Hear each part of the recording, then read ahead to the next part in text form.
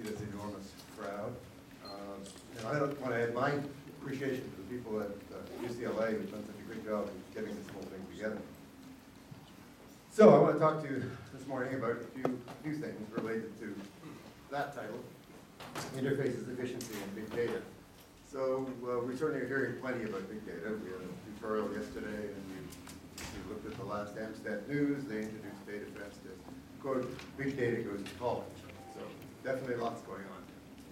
And in fact, in spite of the obviously hype involved, there really is something interesting going on here. We are certainly seeing a surge of interest in statistics, in significant sizes of data, new kinds of data, and all that sort of stuff. And basically what I want to do today is take a look at us, at the things that we do, the software that we use, and where it came from, and try to produce some comments, some opinions. These will all be my opinions about what's important and where we might be going usefully in the future. And then I'll end with, time permitting, some examples of what I think of are interesting things that are happening right now. So let me just begin by kind of outlining the thesis of what I want to talk about today. So the first thing is that, in spite of the hype, I think that big data and also other kinds of intensive computational challenges really are important. Sometimes, and sometimes is a significant word there that I'll introduce a little more about later on.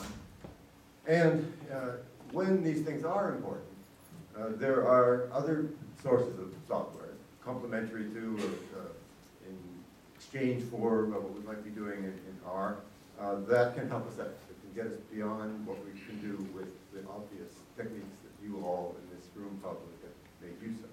And again, that helps in difficult problems sometimes, not always.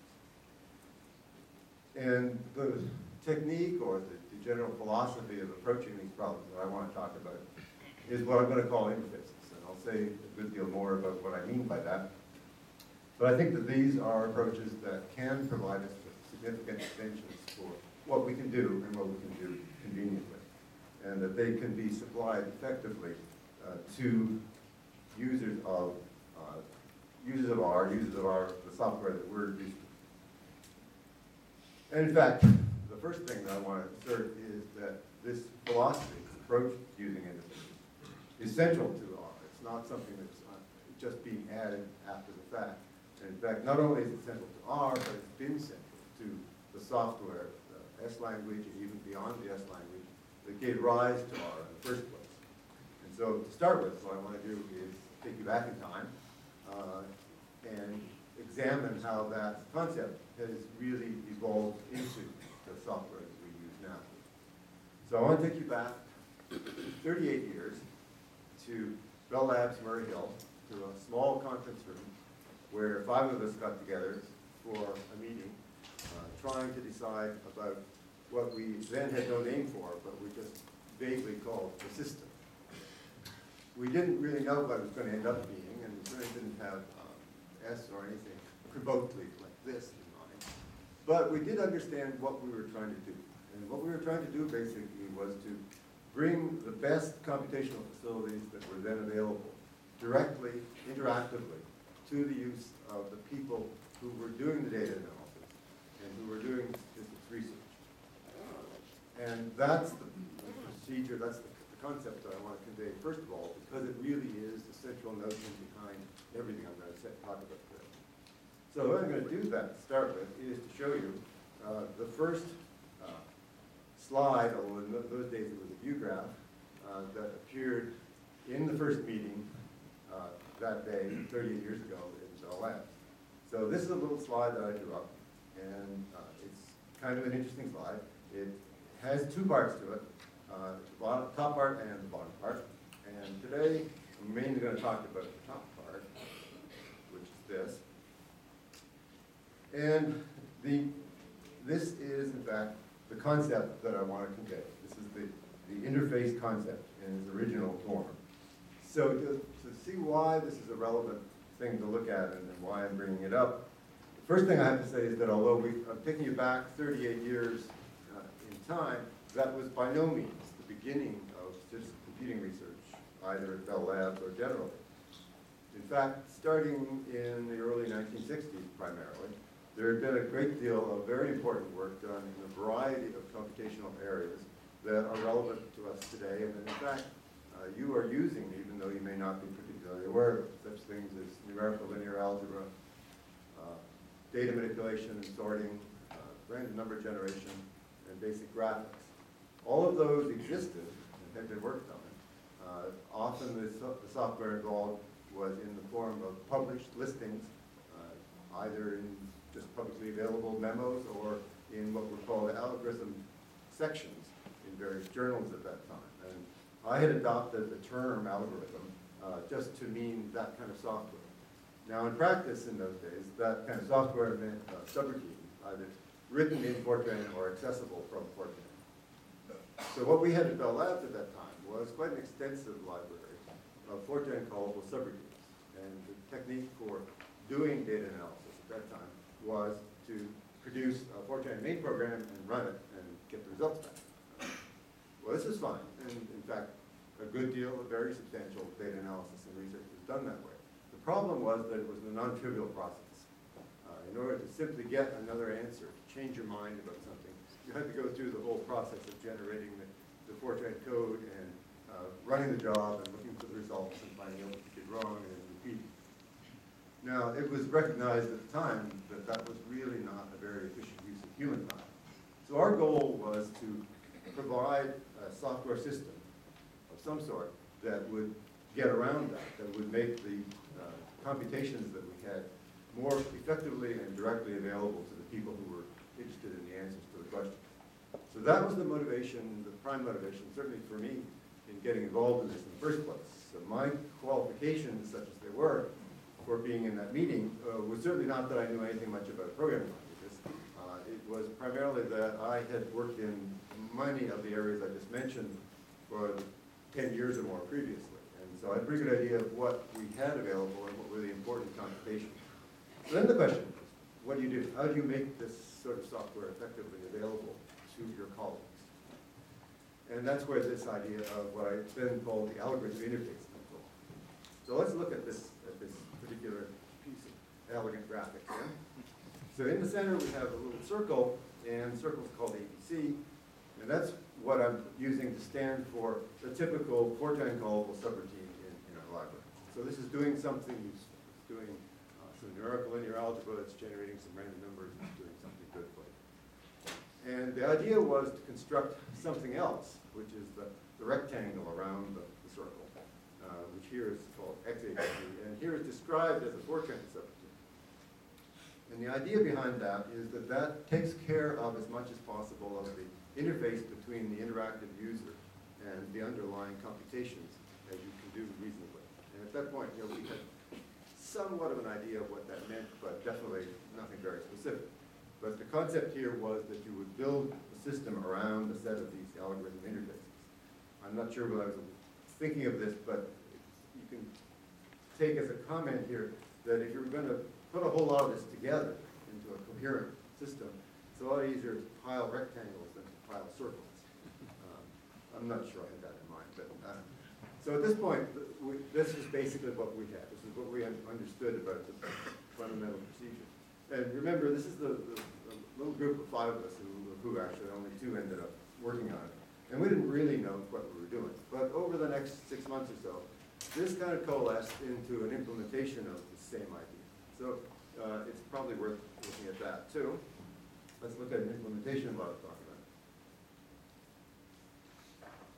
And this is now part of the first version of S. So we start, again, with this idea that we have some computations that do what we want, give us the answer we want. And so that's, in this case, a Fortran subroutine. I'm sure we can actually read that, but I'll tell you what it says. Very much. So this in particular is a Fortran subroutine to compute least squares linear regression. And in fact, I will tell you that we had such a routine, and it's used basically the same numerical procedure that you're using right now if you're doing ordinary linear regression in R. The QR decomposition, that sort of stuff. And so you called it from a Fortran program by supplying it with a bunch of arguments. Actually, there were a few more arguments than I'm showing here, but basically like this. And in addition, you supplied the data. You supplied the input data, the X and Y data for the regression, and you supplied the data for the coefficients and the residuals that would constitute the result of the computation. So this is all perfectly well-defined, but as you can imagine, it's a bit of a pain and very easy to get wrong. Right? And so this was the basic algorithm that we wanted to create the interface to. In the first versions of S, this was done by writing a function in a particular language, not the S language, but a language that we call the interface language. And that here is, in fact, the interface program for that particular LS-fit subroutine. And again, needs to say you don't need to worry about the details because the language has been dead for many decades now. But I just want to take a look at the form of it and also what it does for you. It's a function, and it has a name, and it has two arguments, X and Y. And it then goes and does some error checking to make sure that you haven't given it silly data. And it then constructs the data required for the result. And goes off and calls the Fortran routine. So, and then returns you as a structure, as what nowadays we would call an object, to the various results that you want. Now, there are a couple of points that I want to emphasize here in terms of my general thesis. One is that, on the one hand, this is providing the user with something which is going to be a function called reg that you'll call, and you're calling it very much like you would call, not LM, but if you've ever used the older LS-fit function in R, it's just basically doing the same thing as that. And it's returning you an object. We didn't quite have the term object in our heads in those days, but that's what it's doing. And the details then are being handled by the interface language in this case. Okay. On the other hand, notice that, well, if you can see it, for those in the front row, notice that it's actually calling Fortran subroutines. So it's capable of communicating directly with the underlying computations in the form that they exist. In fact, this interface language was compiled into Fortran, so it's no coincidence that it can do that. Now those are in the original form, very much, if you think about it, just what we need to worry about today. We have some underlying computations we want to do, and we want to make those conveniently available to the user. Anyway, that was the first version of S, and over the next couple of years, we built that up, and it got used reasonably widely at Bell Labs and elsewhere at AT&T. And beginning in the early 1980s, we were able to license that thanks to the Unix operating system. Thanks to Unix in two senses.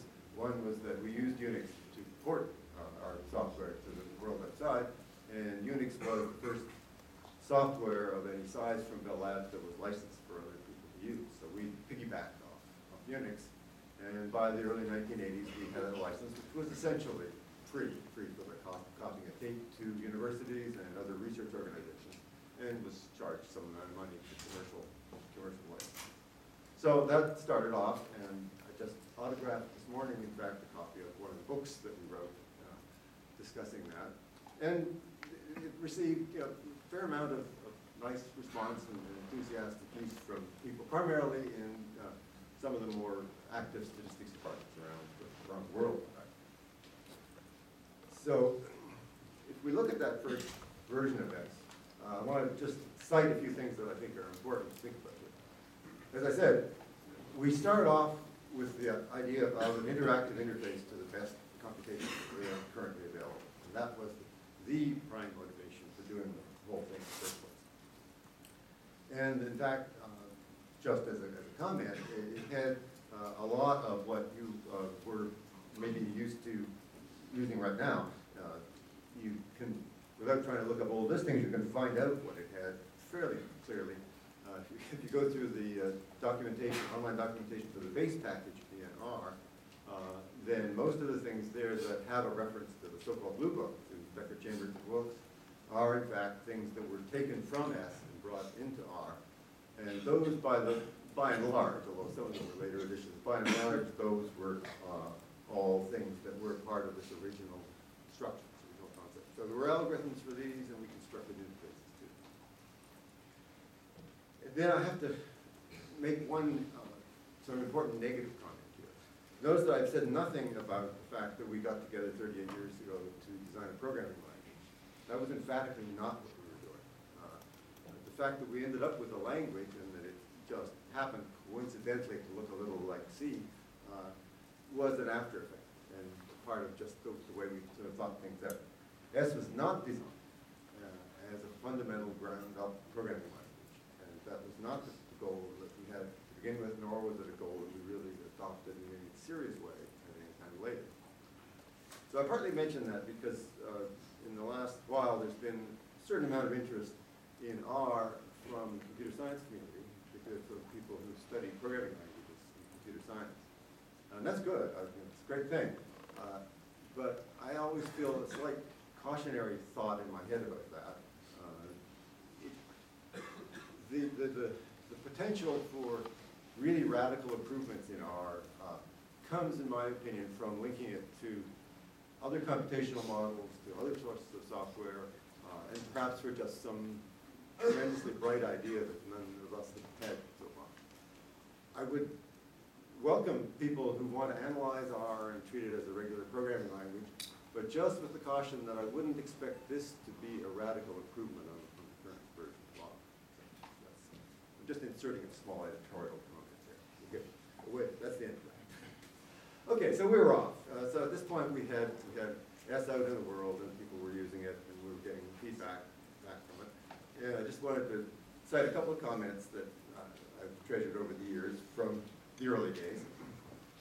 So one of the first statistics departments that was on our list was the one at Carnegie Mellon, and it was reported back to me that one of the people on the faculty there, after using S a couple of times, said, "At last, the computer language that speaks my language." And that was kind of nice, because whatever he exactly meant by that, that was kind of what we were doing. We were trying to create a language that was convenient for people to think in. But then come back home to your boss, and then you get a dose of reality. And so the other comment is this one from my manager. S is great, but serious data analysis will always have to be done in Fortran. So I don't actually, I'm not actually including those as at all derogatory. In fact, I think that if we take them together, they convey kind of a nice message that is part of what I've done to say today. That really, combining those two perspectives was really everything that we were all about, and I think it's still everything that we're all about. On the one hand, we want to make the things that we want to do easy to do. We want to make the, as I termed it in the later book, the transition from ideas into software. We want to make that effective and work well. But at the same time, we don't want to give up on the serious applications, the serious data analysis. We do want to be able to handle that. And so we need to balance those considerations in all of the things that we think about adding to the system. So ideas into software, as I've called it, and serious applications, the goal was and the goal still is to do both. And so the rest of the time today I want to talk about just some things to think about as we do that. We try to combine serious computational challenges with convenience and the effectiveness of the current version of R. So much for history. Let's go now to R, which I pronounce in the normal Canadian way. So when I talk about R these days, or when I write about it, I tend to quote, promote, I guess is the right word, some basic principles that I think are essential in anything that you do of any complexity with the system. And so I call one of them the object principle. And the object principle simply says that everything that exists is an object. Everything in R that exists is an object. And that's more than just an abstract comment, because as far as the implementation goes, everything is indeed an object. There's a structure in C that represents an R object.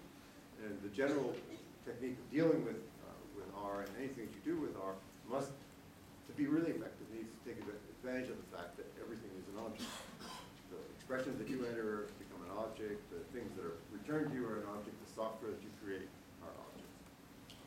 So the second principle is what I call the function principle, and that one just says that everything that happens in R is a function call. And if you encourage you to look at what actually goes on under the hood. After you enter expressions and these are parsed, then everything that happens from that point on has to do essentially, aside from some very simple operations like looking up names and things, has to do with a function call. So that means, again, not just the concept that it's a function call, but that in fact there is some software that is handling those function calls within R, and that is doing everything that you do. Now, R is a little more complicated than S was that way, because in R there are actually a few special things, primitive functions and stuff.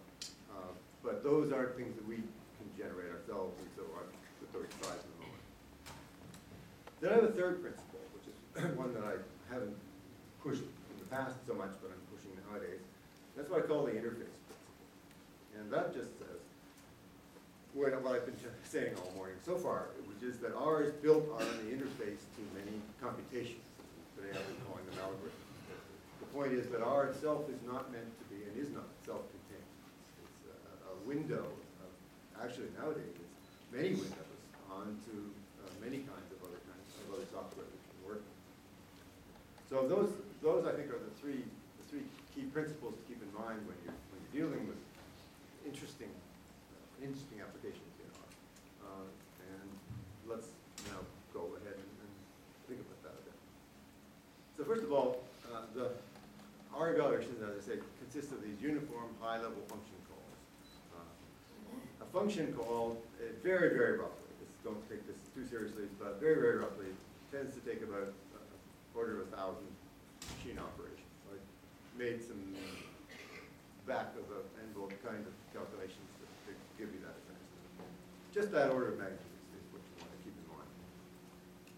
And everything is an object. All the objects are handled internally by R and dynamically allocated and managed in a particular way. R has different procedures, protocols for dealing with objects.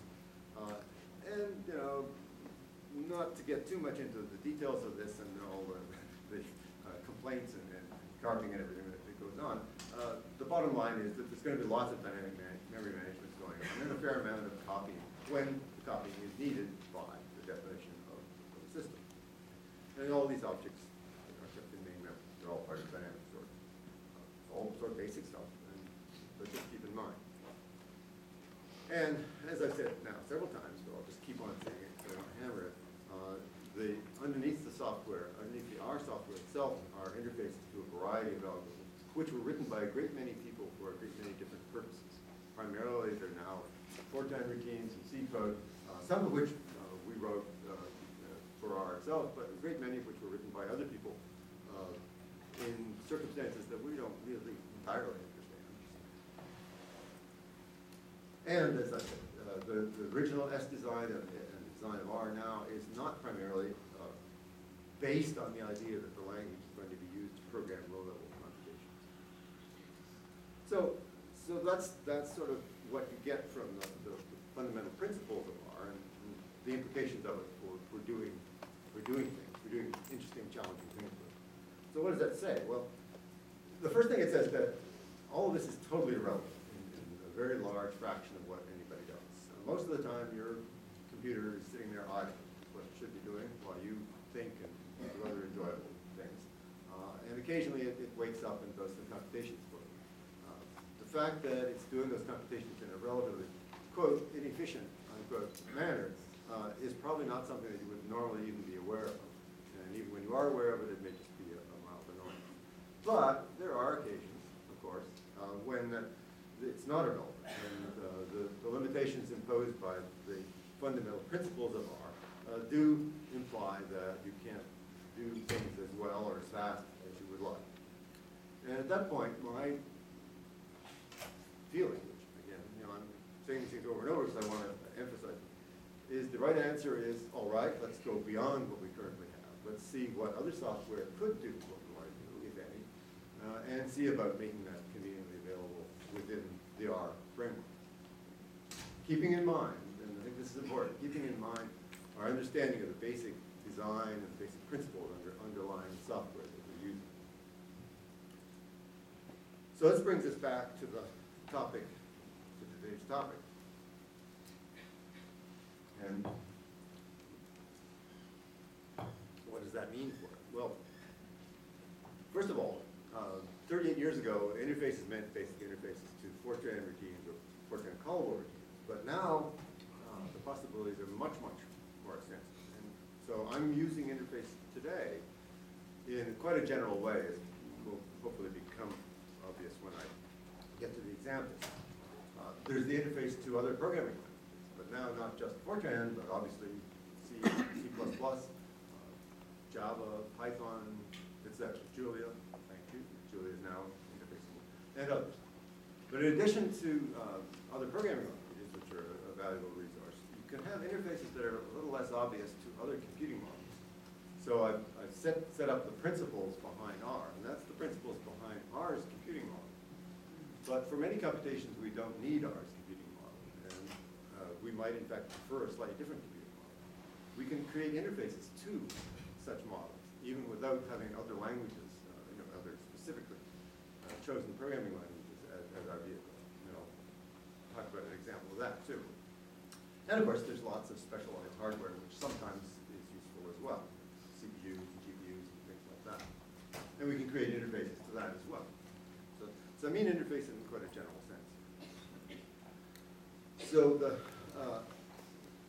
my opinion, my philosophy in all of this is that the things that we're doing are too diverse and too challenging for any one magic bullet to solve them all. I think we need, like it or not, I think we have to be prepared to look widely, to be flexible, to think, and to find appropriate solutions to whatever our particular problems are.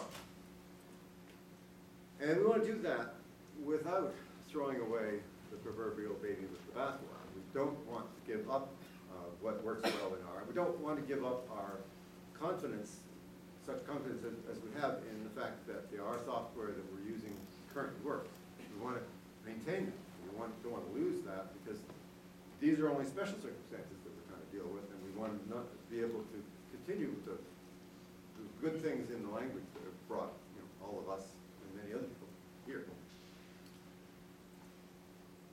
So that's basically the philosophy. And now what I want to do in the next few minutes is just to outline very briefly some current projects that are underway that I think are interesting and actually rather exciting examples of different approaches to the philosophy that I've now outlined. I should say these are not, any of these, none of these is one of my projects, so I feel free to enthuse about them. I'm tangentially associated with a couple of them, but not think worth mentioning. And of course, this is my view of each of these, and so I apologize in advance to the owners of the various projects when I say things that are not true. And you aren't allowed to write complaining emails to the authors saying that Chambers said that you could do this. So, first of all, there were, in fact, 2 tutorials yesterday on RCPP and RCPP 11, and these are both interfaces to the C++ language and provisions for programming in C++. And the thing that I find particularly nice about it, so what they do, if you've used the interface to C code, the .call interface within R, these are in a very simple sense extensions to that interface. They extend it, though, in a number of very important ways. First of all, in that because you're using C++ instead of C, you can make use of the facilities in C++ for data for classes and for various other kinds of advanced programming concepts that aren't in C, except they were in C when R was created. That's important because of 2 things. One is that it means that you can tailor the software that you're using much more conveniently to the kinds of R data that you're using. But also, if you look into RCPP and RCPP 11, and I strongly encourage you to do so, you'll find that in addition to just having the interface, they've done 2 other things that are really neat. First of all, the interface itself, the low-level interface to C++ and therefore to C, has been taken out of your jurisdiction and done automatically. For a large collection of applications, you can generate the interface to C++ from the C++ function that you want to call automatically. And our CPV will generate both the additional C++ code and the R code necessary to interface to it. So you can turn a C++ function into an R function kind of like that, most of it. And secondly, if you get into the programming in C++ itself, RCP and RCP11, particularly RCP11, provide you with a number of tools that allow you to program in C++ in a very convenient way, and in particular to use a number of the concepts that you will be familiar with in R programming, but to have the result of them be code in C++ rather than in R, and therefore obviously much more efficient for serious applications. So I think both of those are really neat. Now, and the other comment is that the second part, I'm not going to try to take the time to show you examples, but if you look at some examples of that, some of them are actually quite interestingly similar to what we did with the interface language. So in some sense, I think of RCP as, amongst other things, providing a modern and much more elegant version of our good old-fashioned interface language. So RCPP and RCP11 are both on CRAN. I think for RCP11, you also need to get another library from GitHub, but it's all out there. Go off and find the documentation. It's really neat. So RCPP has been around for quite a while, and it's really extensively used already. There are many, many packages that use it on CRAN. My second example is quite a bit newer. This is some work that Duncan Temple-Wang and other people have been doing, which I call LLVM for R. So LLVM is a compiler toolkit that provides you with tools that enable you to define how you want to compile some language and what you want to do with it, what you want to generate as code corresponding to our language.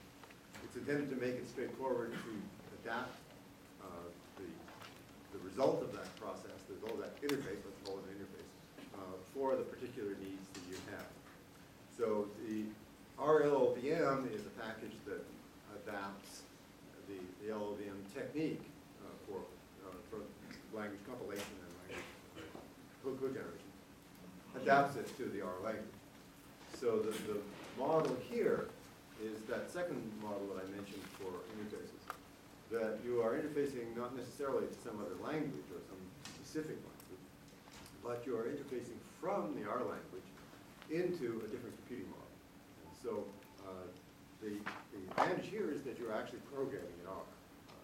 You'll probably be programming in a somewhat different idiom of R than you're used to. For example, you're encouraged to use iteration, whereas normal R you're not. But you are programming in the R language, so there's no new language to learn. The result of what you're generating for chosen suitable applications is, for example, just very efficient machine level code. So the speaking of pronunciation difficulties, the RLLVM compile package takes R language and turns it into some highly optimized, efficient machine code. And the point, of course, is that this process is something that you can adapt to a variety of purposes. And if you wanted to use specialized hardware, this is certainly one way that you can generate code at the other end that would be suitable for that hardware. I find this actually a very exciting direction for other reasons as well as what we're talking about today, because I think here is a way to build in characteristics of particular applications and particular data sources into the software in an automatic way. I'll just say this in a sentence because it's just some big ideas that Duncan and I had. It's possible, I think, to come with some software and some data and a particular problem that you want to solve, and present this to this kind of interface, and have the interface generate an efficient technique for doing the computations you want, and then recording the whole thing, not just the functions and things like that, but recording the whole thing as part of the evidence of the data analysis you've been doing. So this relates to such considerations as reproducible research and things like that. It's very, very interesting, very new. And this is not on CRAN. Go to the omegahat.org repository to find that. third example I have is a package called H2O, as in water.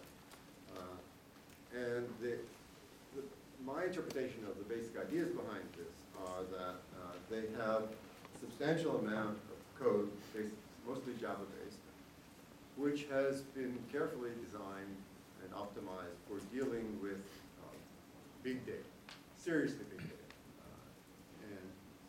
There are a number of techniques built in. The first thing that they've done is to provide a data structure, a Java-based data structure, which is highly optimized for compression and for efficient processing. So the thing that would look like a data frame, it is a data frame for all purposes, but in this form will be stored in quite a different way. It's stored off somewhere else, not in R, not in memory. And then from that structure, or object, let's call it an object,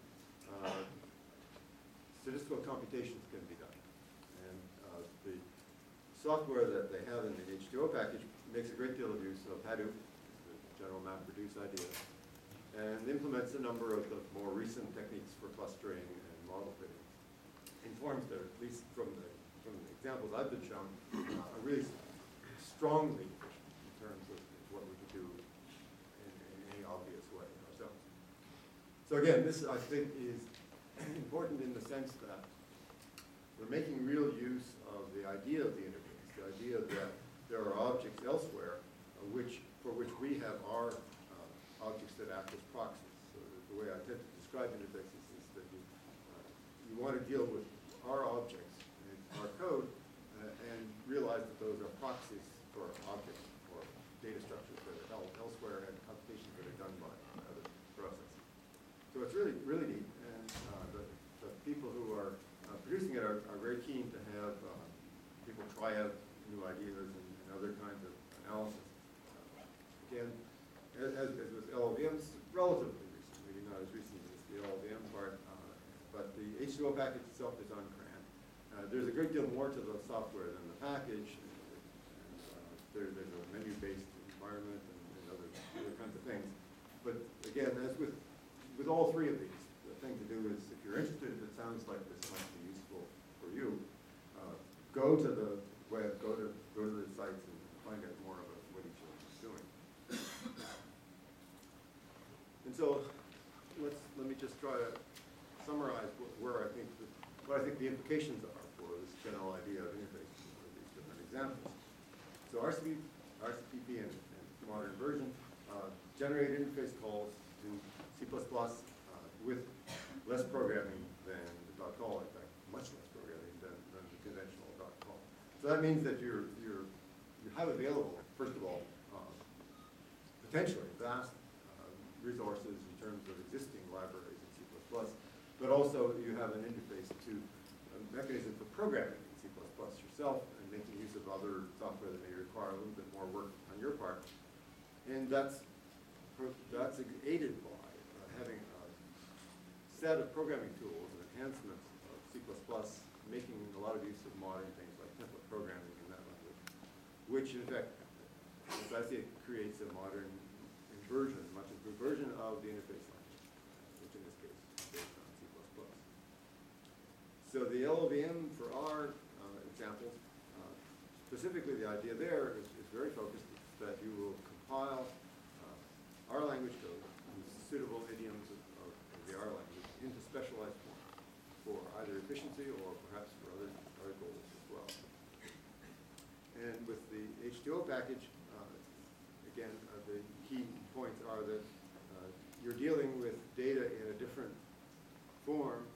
The data objects you're dealing with are not R objects. They're compressed and highly efficient versions of certain specialized classes, specifically the data frame class of objects in R. And that using that data structure, you can then make use of existing interface to functions corresponding to R functions, but written in a very efficient, compressed form, making use of particular computing models, specifically Hadoop, that will do certain computations very fast. So those, I think, are three.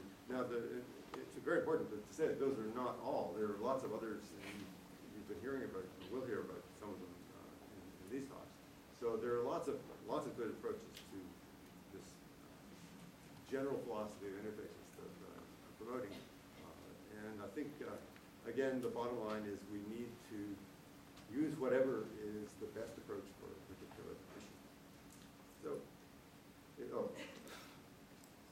So actually, it just turned out after the fact that those three examples rather neatly correspond to interfaces, efficiency, and big data. So I thought my title was well chosen. So this is basically what I wanted to say. Interfaces are an integral part of R. They always have been. If you want to deal with big data, if you want to deal with intense type of computation, be prepared to explore why. Be prepared to look and see what's good. There's lots of useful new approaches to interfaces around. Anybody who feels inclined and wants to work on extending them or developing new ones, believe me, it's a very valuable area to contribute to in the community. And my feeling, as it always has been over the years, is that the best future is not uniformity, but variety. So, thank you.